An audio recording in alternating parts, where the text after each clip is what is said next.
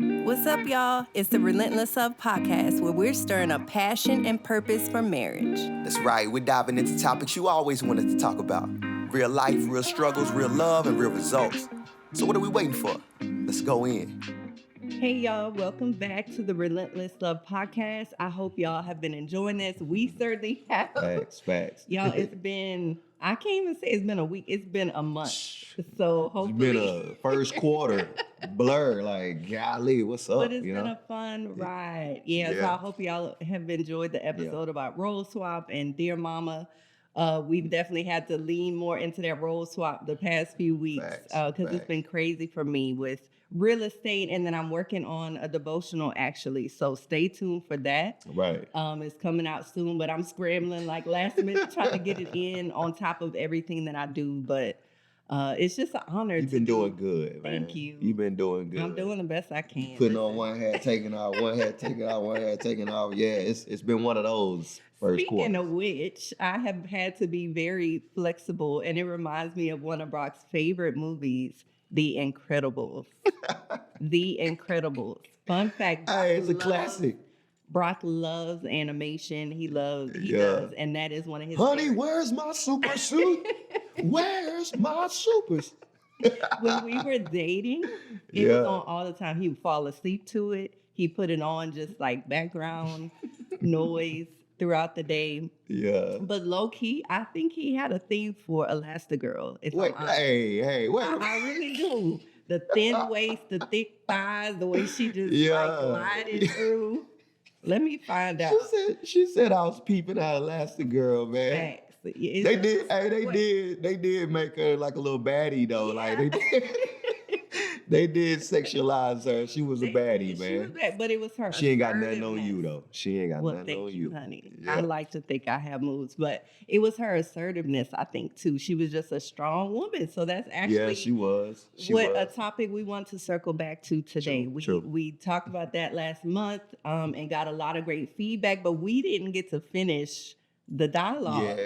There's so much to that. It was a lot of people like that episode too, and they was like, yeah, we want more of that. And we was like, we didn't have enough time to cram all in. We really focused more on like the stereotypical cliche things, how culture views strong women, and we didn't really get a chance to kind of tackle more of the marriage relationship dynamic. We focused on like the external perceptions or misperceptions, but today we want to talk about just the internal struggle and how to navigate that. Yeah, because it's a real thing, man, where, you have personalities clash, you have pride clash, and you have everybody want to be, king in leadership and trying to, move the ship across the waters, man, and be that captain. And it's like, okay, well, we gotta figure out how that works in these relationships, because it's a true thing, man. Yeah. Yep. So men are really, at the end of the day, like, we're responsible. Mm-hmm. You know what I mean? And like, regardless of where the relationship is going or responsibilities lands or where decision making happens, delegating things, at the end of the day, the man's gonna be asked, how is this thing working? Right. How is this family working? I mean, it's kind of likened to a business owner. The CEO is gonna be in question. Right. Not the janitor, not the assistant manager. They're gonna come to the CEO and ask, but it's still a partnership and everybody working together to make the business run. And so there has to be some commonality, some common ground, some like give and take within those dynamics to see who's gonna do what. Yeah. And as a strong woman, it doesn't mean that your voice is not important. We talked about that. And so the way I like to look at it is the husband is kind of the CEO. The wife is a COO. And if you know about business and operation, that COO gets a lot of stuff done. Yeah. It can't get done without them. However, the CEO is always in the know. They work together. That person has to report to the CEO because the CEO still, at the end of the day, has to represent. They're accountable, but also represent, that organization. So that's how I see it. And it took us a while to get there, but now that we operate with that kind of partnership and collaboration, it's a thing of beauty. Yeah, it takes time to develop that and to nurture that, and anything from relationship to business, man. That mutual submission aspect has to play a big role in there, because that's the only way it's gonna live through all the conflict that's gonna happen. Because we all are fallen, broken. We're susceptible to make mistakes. We're believers. We talk about this sin aspect, that sin nature of being selfish, of Right. wanting your own way, of wanting to do your own thing, right? That's gonna play a role in any relationship, and so you're gonna fight through that natural conflict, and that Right. mutual submission has to become understood and pivotal in a relationship, so that the give and take factor can play a role there for the benefit of Well, I everybody. think when you know your spouse's heart, then you know that they just want, or you can trust that they just want the best for you and for the Well, hopefully you marriage. can. Well, you know, Because there's periods in our relationship where we was questioning each other, yeah, like, man, what are you? You just trying to do your own thing. You want your own way. You trying to just dominate this thing, right. and But then you can have those questions it like, was are a you really? misunderstanding of our strengths. So, and we talked about that. Like when you know that, well, now you know that my strengths are what they are. I Right. value time. I'm not trying to rush you. It's just important to me to get things done in a certain way. I'm very decisive. And Right. so it doesn't take me quite as long to make a decision as you do. So I think once you get to know your spouse and you understand their heart, then you can trust them. But if you don't take that time, especially for a strong woman, we Right. talked about that, you can be misunderstood, but your intentions are good. Right. But I think what's important with that headship that you're talking about, I love, it was a few weeks ago, you walked through Genesis with our girls, which was Yeah. beautiful. Yeah. Yeah. One, you being a father, explaining that God's heart for a husband and a wife, but also for you to paint kind of the expectation that them as girls, what they should expect, in their future. Yeah. And so share a little bit with our listeners with you, the insight you shared with them. Yeah, just the partnership aspect of humans, men and women partnering together. That God made the man to be kind of like the leader, right? The leader of the family unit, and that the wife is his support system, and the fact that he's not really like the best he can be without his helpmate beside him to support and to walk alongside. They were equally important, equally Yeah. valued, equally good and created perfectly, and that union of them working together in the vision of living in creation as a joy, that everything that was created was for our benefit, for our pleasure, and that we could tag team to dominate, in a to have Together. dominion together, and to run the earth, Yeah. right? Together, it gives the girls, the women, or my children, the value to know that they're special and that they're important, that they have something to offer, and that they're strong and they're queens, and that they were made to rule, and they were made to rule alongside a man like their dad, Right. that would lead them. And he gave her a name and was like, yes, this is beautiful. When you read through Genesis, he's like, man, thank you, God. Look at what you gave me. This is beautiful. We get to do it together. Like, that's the beauty of it. But the other part is when the fall happened and start Right.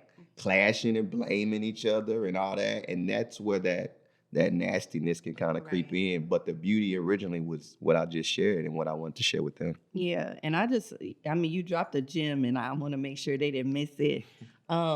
We were meant to dominate together, not dominate each other. And I Right. think strong women can be perceived as trying to dominate, but what it is they just have so much inside of them that feels pressed down. And sometimes when it comes out, it can come out like a fire hydrant, Yeah. Yeah. And so I think that's why it's important to, like you said, they're supposed to do it together. Everybody's supposed to feel heard and show up authentically. And I think as Right. long as that's happening, you can experience that oneness and still have headship. And share a little bit. You talk to the girls about, why did God go to Adam, even though he wasn't necessarily directly at fault? Yeah, yeah. Well, I mean, it kind of goes back to that leadership aspect of like he's responsible no matter what Right. the family or relationship is doing. Like Eve could be tasked with something, just like you could be tasked with something in our home. Like, hey, can you handle the finances, man? Make sure that the money's in, the budget's good, this and that, and I'll come in and check in over it, right? Well, what happened in that situation in the garden was kind of Eve was off by herself, and she ended up getting tricked. Right. And I don't know where Adam was at, but he wasn't Wasn't in his proper overseeing, he wasn't position. covering his wife, he wasn't contextually involved, he was disconnected. Yeah. and then something happened that wasn't supposed to happen. And had he been aware and been responsible, he could have stepped in and said, hey, don't do that, right? Yeah. And so the same with our relationship is like, if you make a mistake, yeah, you may have made a mistake, but I should have caught it. Right. I should have been overseeing and checking in with you instead of totally disconnecting and then getting upset if things aren't the way I want it to be later down the line. And that's my responsibility. Yeah. And that's my responsibility as a leader to say, okay, wait a minute.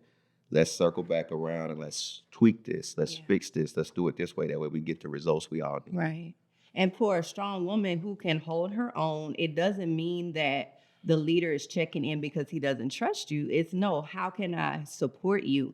I think in a marriage, it's important to have that intimacy, that daily connection point time, which, if we're honest, we've been struggling the past few weeks with that because it's been so busy. So it's important just to have a normal check-in like, hey, babe, how was your day? What's going on? And that's the time to share. If Eve would have shared, you know what? This snake came by, he was talking about this and that.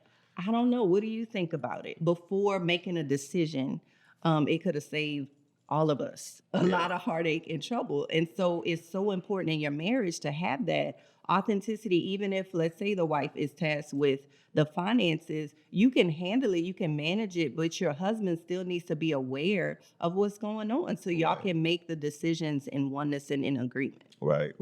I'm sitting there thinking through like how this plays out like in emotional circumstances, right? Like when you got strong-willed, strong-minded individuals that, you know, the emotions play a role in like communication and affection and how you desire things. Like you know, I'm just throwing random things out. Like I want my husband to buy this and to buy that, and I need to have this and I need to have that. And if the house is not like this, and all the materialistic things that a strong-minded person that wants it a certain way can roar at a person, right? Like, and it can then create those dynamics too. Like, right? Like, I don't know if I want that, but she barking. Right. I don't know if I want that, but she's really aggressive about this. Like, man, do I bend? Do I fold? Do I oversee that and tell her no? Or do I back away in timidness? Right. And not say nothing, but then it ends up being a bitter root down the line. I mean, that plays a role too. I'm sure I'm talking to somebody out there that's been through that in either space. That's the truth to this too. And you get tired. You can get tired of the pushback. But at the end of the day, when Adam didn't do what he needed to do, I mean, we know how it ended up. It didn't end up well. Right. And God still came to him first. Facts. So you need to be able to give an answer, and you can't give an answer or an account if you don't know what's going on. Yep. So, man, fellas, we gotta stay on our post, man, and be on our guard because, I mean, really at the end of the day, the woman is an important asset to our life. And even her, what you hit on earlier, the strength aspect of that is so important, of learning that what she's bringing to the table is a value add to you. It just may needs to be refined a little bit in how it's given and received. And we see that a lot in marriage mediation. That's like one big pivotal thing we do is evaluating the strengths and how to communicate those strengths, how to accept them and not reject them, and how to show up in a way that's like, okay, I'm not coming in to steal the show. I'm not coming in to do that. I'm here to help. Right. And tone it down a little bit. And then now there's peace. Now there's receptiveness. Like, it's a real thing. Yeah. I think, you know, even for us right now, like we're walking through something where we're not necessarily in agreement on some things, but we've matured where we're not just like, let's figure it out. Like we're just kind of letting it ride. I used to be like, hey, no, right now, man, come on. Now I'm like, man, let me. She needs to chill. We need to chill, and we need to. Or when you bark, I'm like, all right, she not barking to be like, man, I'm getting a lot of things in my mind. You're not being aggressive to challenge me as a man. Yeah. I think I need to say that. Yeah. Because sometimes the alpha maleness in some men who are alpha males, anything that barks or jumps or shows aggression, we wanna attack and say and dominate and say, nah, sit down, I'm the one in charge. Right. Like everything is not an act of aggression to challenge your position. It's not a threat. Yeah, it's not a threat to your position as king, position as the head. And like I had to learn that over the years, and also in parenting and all that. Like anything that sounds like aggression is not an attack, a challenge to me. And we can bring our backgrounds and all that and think anybody flex, anybody look at me wrong, anybody say something, I gotta, Yeah. no. And so there has been moments where I wanted to talk about something and then you was kind of a little passionate about it. And I was like, Yeah. but I had to say, no, she's just feeling what she's feeling. Yeah, because And it wisdom is what in it is. marriage, you have to pick your battles, right? And so the reality is there are gonna be things we do not agree on. And if it's something that is core to us and our values, then we're less likely to back down. And you can do that in a peaceable way. And I think when you said like a wife and a woman is a support, I think about the body, right? The neck supports the head. The spine supports the entire body. It can't, the body, the brain cannot function if that spine is not healthy and intact. Right. And the spine is where the body, the nervous system, right? It is taking in stimuli from the environment. It is so critical for the wife. So the point that I'm trying to make is the head cannot make decisions for the body without consulting with the wife, with the support. And the head can't even hold itself up without the neck. It's important. And I'm not saying the wife is better, but in a decision where it's like, man, this is critical for us, then it's okay to take your time in making a decision, even if we're at odds about it. No, facts, man. But we still love each other. We're still going to respect each other. And we're going to care for one another and serve one another. Right. That's major. And ensuring that those conversations actually happen. Yes. And you don't just table it and never come back because you just don't want the contention. Right. You don't want to bump heads again. You tired of talking to this strong, opinionated woman. I'd rather just go outside or just go and then independently make decisions. Right. And then now you're actually losing instead of winning. Yeah. You know what I mean? I think that's important too. Well, so the flip side of those conversations are important also because you need to check in on that strong woman. Just because she has like the details taken care of doesn't mean her heart and her soul is okay. Right. So she can like have that hard exterior, but she might be struggling. She might be overwhelmed. And if you never check in, or women, if we're not sharing the burden of responsibility or the burden of the anxiety with our spouse and they don't know, then that's on us. Yeah. So I would say even if you are the one maybe taking care of the house or taking care of the finances, in some way you have to figure out how to share that because you cannot shoulder that load alone. Yeah. Over the years, I've learned that I can tell when something's wrong with you. You know what I'm saying? Like, I could just look at her body language. I can look at, just the way you're sitting, the way you're interacting, or just your I don't say lack of communication, not in a bitter way, but just you just kind of more closed off. I'm like sober minded. Something ain't right. Something weighing down on her, man. I need to see what's up because I know you running and gunning all the time. I know you got a lot on your plate, and I can tell when it's not joyful. Right. You know what I'm saying? And it's like, hey, what can I do? What can I do? I know you got a lot going on, but what can I take off of you to help you? You know what I mean? Be good and be healthy, man. As women, that y'all need things, right? There's certain things that y'all need that are beyond like just the normal day-to-day, stuff. Can we talk about that just a little bit? Yeah, I'm actually. I know something important you want to share with because Jimmy Evans, actually the founder of Exo Marriage, at the recent Exo Marriage Conference this past February, he shared, these jewels that was so powerful and so true. And I hadn't quite heard it this way. He said there are 4 things that every woman needs. She needs security from a selfless, sacrificial man. What, like that's a mouthful if you really break that down. That's a whole podcast. Episode, month, whatever. Straight up. Security. Sometimes a strong woman is so adamant about doing it herself because she doesn't feel the security from a man if he's selfish or self-centered and he's not serving sacrificially. She's gonna get it done, especially if she has kids. Right. Because she has to look out for their best interest. So that's important. She needs open, honest communication. She needs to be able to be vulnerable. But if it's not a safe space for her to show up, and like let her guard down and her wall down. If that is that insecure man, the alpha Right. male, with Right. all his pheromones smelling himself, then she's not gonna show up and be open and honest. But she Yeah. needs that from him too. She Yeah, I needs think that that's a two-way honesty. street. Yep. I'm learning that along the way. Like there's some stuff I just need to talk about. Yeah. Not to get an answer from you, but to let you know I'm willing to be what's the word I'm looking for? I'm willing to be soft Yeah. and sensitive and just share, man, this hurt me, this affected me, this made me feel weak, Yeah. right?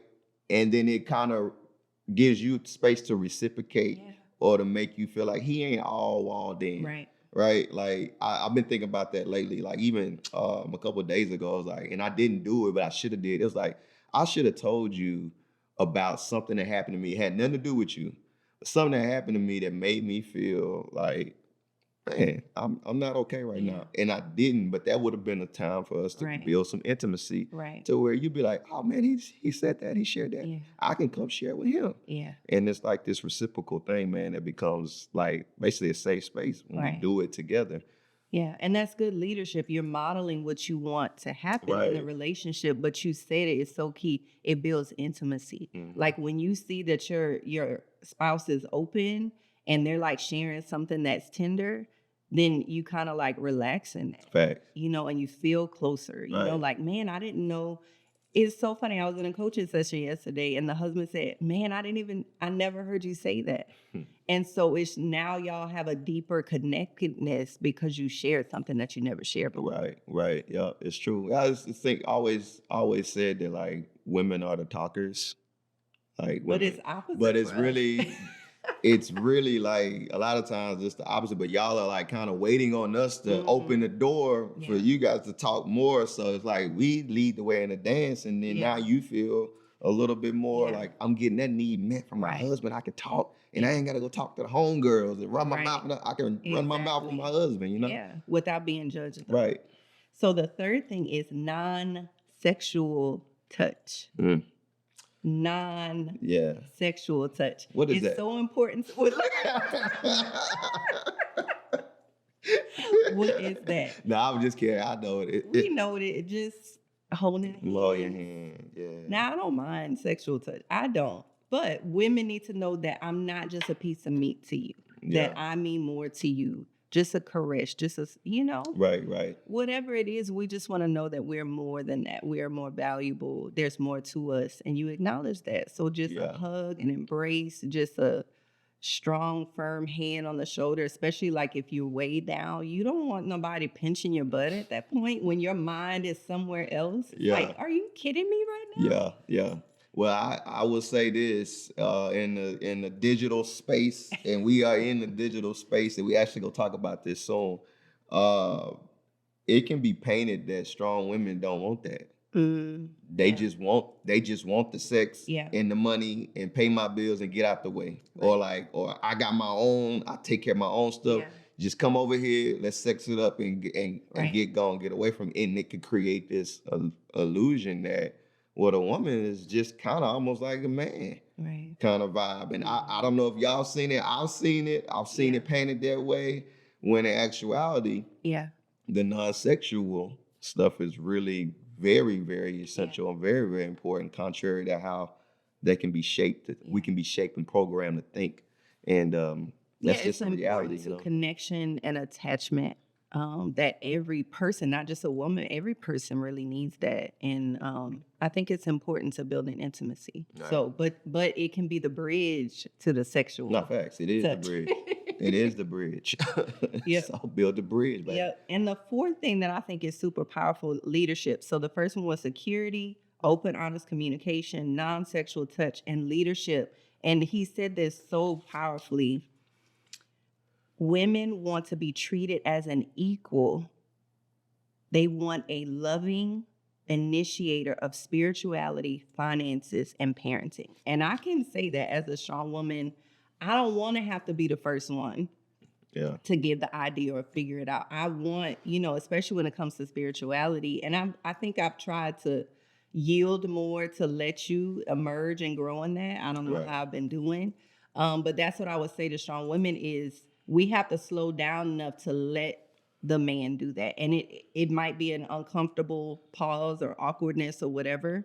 But if we keep responding, they're never gonna step up to the plate. Well, there's an attack on that. There's a attack. I mean, there's a reason why more women are more kind of like active and more committed to spiritual growth and like involvement in the church and all those things. You see more women engaged in different things across the board because there's like a mental and spiritual attack on the headship. Yeah. On the leader. I mean, you wanna attack a kingdom and kill it. You kill the king first. And so, what's gonna be the attack on the man is insecurity, shrinking back. I don't know enough. I'm not good enough. Because men, we like to be knowledgeable and know and be at the forefront of things. And when we feel less than or less equipped or less not as understanding of things, we can tend to Shrink back and not take the helm for the sake of I don't want to be a failure. Yeah. I don't want to do this wrong. I don't want to mess this up.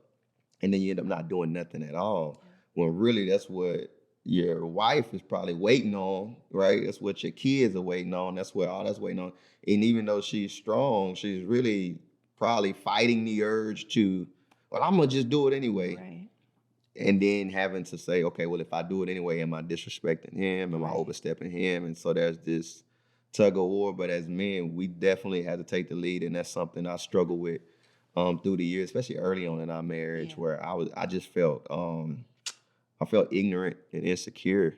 And you would sometimes be like, well, if you ain't gonna do it, I'm gonna do it. Right. Because make no mistake about it, a strong woman, especially a strong woman of God, we are not going to just let that responsibility of nurturing our kids and raising them in the things of God and making sure they know truth. We're not gonna let that ball fall. So, I would say just know that we are going to do our part. But I would say to strong women, pray for your spouse, pray that they step up and then give them room and just find a way to gracefully do what you need to do without like, just commanding it, which makes them feel even more insecure. Right. So it's not easy. Yeah. Talk to us.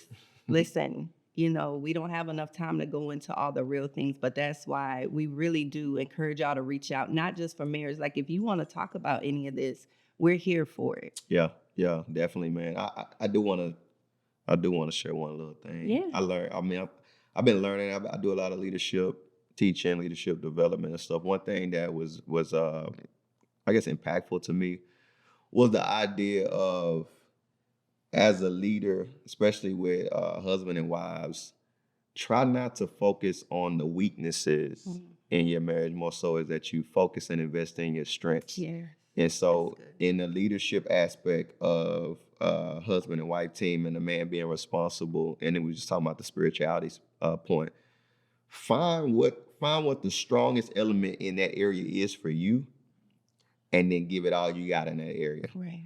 For finances, find what are you good at in finances? Okay, well, lead the way in that and don't focus on what you can't do. Right.